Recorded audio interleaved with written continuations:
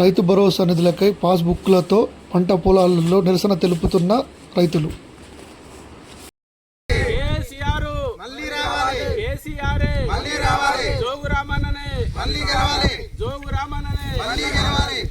రైతు బంధు నిధులు వెంటనే రైతు బంధు నిధులు వెంటనే రైతు బంధు నిధులు వెంటనే కేసీఆర్ మంచిగుండే కేసీఆర్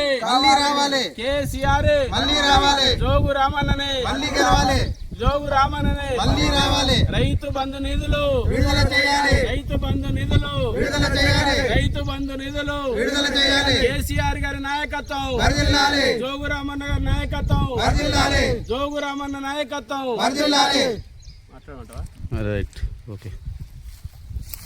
ఎన్నికల సందర్భంగా రేవంత్ రెడ్డి కేసీఆర్ ఎకరానికి 10,000 ఇస్తున్నాడు.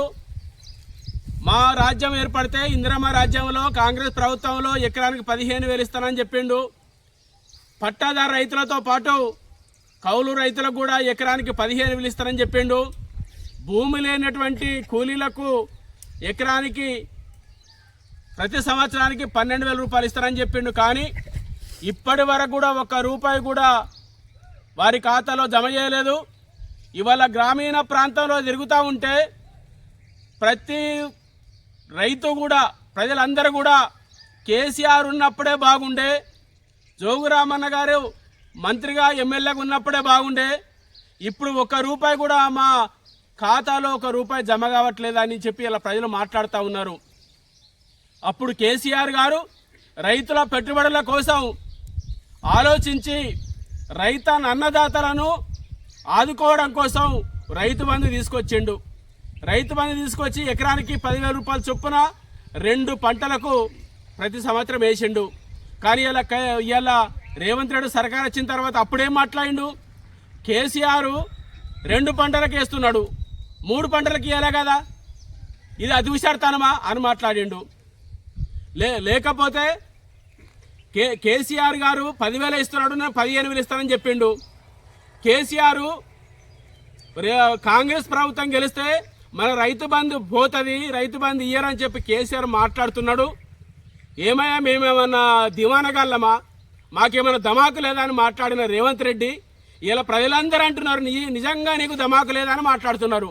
ధమాకు ఉన్నోడైతే ఇలా రైతు బంధులు ఎందుకు వేస్తారని చెప్పి మాట్లాడుతున్నారు. ఇప్పటికీ 3 దఫాలుగా రైతు బంధు నిధులు రైతుల ఖాతాలో వేయలేదు. ఇలా రైతులందరూ అడుగుతున్నారు, ఇది నా ఆదివాసీ ప్రజలు, ఇవి నా గోండుగూడ ప్రజలు అడుగుతూ ఉన్నారు. ఇగో రైతు ఖాతాలో డబ్బులు జమ కాలేదు, ఫోన్లు టింగున మోగలేదు. ఆనాడు కేసీఆర్ గారు ఉన్నప్పుడు అక్కడ హైదరాబాద్లో బటన్ నొక్కితే టింగు టింగు అని ఇలా ఫోన్లు మోగి రైతు ఖాతాలో పైసలు జమ అయ్యేది. ₹1 ఇవాళ నువ్వు వేస్తలేవు. ఇప్పటికైనా రేవంత్ రెడ్డి సర్కారు సోయి తెచ్చుకొని రైతు బంధులు వెంటనే నిధులు విడుదల చేసి రైతు ఖాతాలో జమ చేయాలని చెప్పి బీఆర్ఎస్ పార్టీగా డిమాండ్ చేస్తున్నాం. మరొక పక్కన కేంద్రంలో ప్రభుత్వం ఈ ప్రాంతంలో గెలిచినటువంటి ఎమ్మెల్యే పాయల్ శంకర్ గారు పెద్ద మాటలు మాట్లాడుతున్నాడు. ఆయన మాటలు ఎట్లా ఉన్నాయంటే నోటితో మాట్లాడడం, నోసలతో వెక్కిరించడం. ఇవాళ కేంద్రంలో ఉన్నటువంటి మీ మోడీ ప్రభుత్వం రైతులు పండించినటువంటి పంటలను గిట్టుబాటు ధర కొనుగోలు చేయకుండా అరిగోస పెడుతున్నారు. మొన్న వెళ్ళినటువంటి పత్తిని అమ్ముకుందామంటే మార్కెట్లో అనేక ఇబ్బందులు, సోయాబీన్ అమ్ముకుందామంటే మార్కెట్లో అనేక ఇబ్బందులు. ఇవాళ కొత్త సిస్టమ్ తీసుకొచ్చి, ఆన్లైన్ సిస్టమ్ తీసుకొచ్చి, స్మార్ట్ ఫోన్లు ఎంతమంది ఉన్నాయి ప్రజలలో, రైతుల దగ్గర, గ్రామీణ ప్రాంతాల్లో ఇవాళ స్లాట్ బుక్ చేసుకోవడం. ఈ యొక్క ఆదివాసీ ప్రజలకు స్లాట్ బుక్ చేసుకోవడం ఎలా తెలుసు? ఇవాళ స్లాట్ బుక్ చేసుకుంటేనే పంట కొనుగోలు చేస్తామని చెప్పి కొత్త సిస్టమ్ తీసుకొచ్చారు. ఇవాళ ఇప్పుడు కూడా గ్రామీణ ప్రాంతాల్లో చాలామంది దగ్గర రైతుల దగ్గర పత్తి నిల్వలు ఉన్నాయి, కొనే నాదు లేడు. ఇవాళ సీసీఐను కొనుగోలు చేయకుండా సీసీఐని ఎత్తేసిండ్రు, మూసేసిండ్రు. మరి పక్కన ఉన్నటువంటి మహారాష్ట్ర ముఖ్యమంత్రి ఫడ్నవీస్ గారు ఏప్రిల్ 30 వరకు కూడా రైతుల దగ్గర ఉన్న పత్తి పంట కొనుగోలు చేయాలని చెప్పి కేంద్ర ప్రభుత్వానికి సీసీఐకి లెటర్ రాసిండు. అక్కడ మహారాష్ట్ర ఇంకా కూడా పత్తి కొనుగోలు చేస్తూ ఉన్నారు. మరి ఇక్కడ నువ్వు ఆదిలాబాద్లో బీజేపీ ఎంపీ గెలిచిండు, బీజేపీ ఎమ్మెల్యే గెలిచిండు, రైతుల గురించి ఎందుకు పట్టించుకోవట్లేరు? కేవలం కళ్ళబొల్లి మాటలు మాత్రం మాట్లాడుతున్నారు. ఆయన మాటలు కూడా నోటితో మాట్లాడవు, నోసలతో వెక్కిరించడం. ఈ విధంగా మీ యొక్క ప్రవర్తన ఉన్నది. పాయల్ శంకర్ గారు ఇప్పటికి కూడా ఈ గ్రామంలో అడుగుపెట్టిన దాఖలాలు లేవు. మా ఆదివాసీ ప్రజల గురించి ఆలోచించిన పరిస్థితి లేదు. మా ఆదివాసుల సమస్యలు పరిష్కరించినటువంటి పరిస్థితి లేదు. కాబట్టి ఈ యొక్క కేంద్రంలో బీజేపీ ప్రభుత్వం కానీ, రాష్ట్రంలో ఈ కాంగ్రెస్ ప్రభుత్వం కానీ, ఈ రెండు జాతీయ పార్టీలు కూడా వీళ్ళు రైతు ద్రోహులు. వీరు కేవలం ఓట్లప్పుడు వచ్చే ఓట్లు అడుక్కునే ఓట్ల బిచ్చగాళ్ళు. కాబట్టి ఈ ప్రాంతంలో ఎమ్మెల్యే గారి నాయకత్వం, ఇక జోగురామన్న గారు మాజీ ఎమ్మెల్యే గారి నాయకత్వం బాగుండాలని, మరొక్కసారి జోగురామన్న గారే గెలవాలని, రాష్ట్రంలో కేసీఆర్ ప్రభుత్వం రావాలని, బీఆర్ఎస్ ప్రభుత్వం ఏర్పడాలని చెప్పి ప్రజలందరూ విశ్వసిస్తూ కోరుకుంటున్నారు. కాబట్టి ఈ యొక్క కాంగ్రెస్ ప్రభుత్వ, కేంద్ర ప్రభుత్వ, బీజేపీ ప్రభుత్వ వ్యతిరేక విధానాలకు, రైతు వ్యతిరేక విధానాలకు మనం పోరాడాలి. ఇవాళ జోగురామన్న గారు చూడండి, అధికారంలో ఉన్నా లేకున్నా, ఎమ్మెల్యే గెలిచినా ఓడిపోయినా నిరంతరంగా ప్రజల కోసం పనిచేస్తున్నాడు, ప్రజల సమస్యల పరిష్కారం కోసం పనిచేస్తున్నాడు.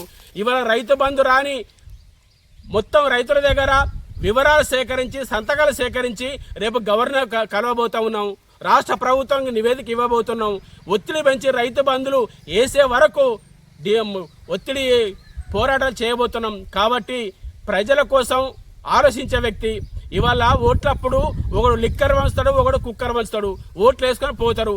కానీ నాయకుడు అనేవాడు ఎలా ఉండాలంటే నిరంతరంగా ప్రజా సమస్యలు ఏమిటి, ప్రజలకు కొన్ని ఇబ్బందులు ఏమిటి ఎప్పటికప్పుడు తెలుసుకొని ఆ సమస్యల పరిష్కారం కోసం పనిచేసిన వాడే నాయకుడు.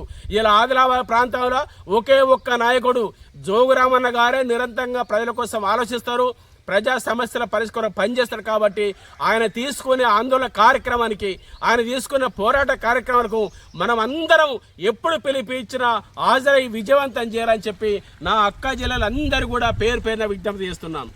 జై జోగురామన్న, జై జోగురామన్న, జై జోగురామన్న, జై కేసీఆర్, జై కేసీఆర్. జోగురామన్న గారి నాయకత్వం, జోగురామన్న గారి నాయకత్వం, జై కేసీఆర్, జై కేసీఆర్. మాట్లాడతారు రాద్దాం రాసేసి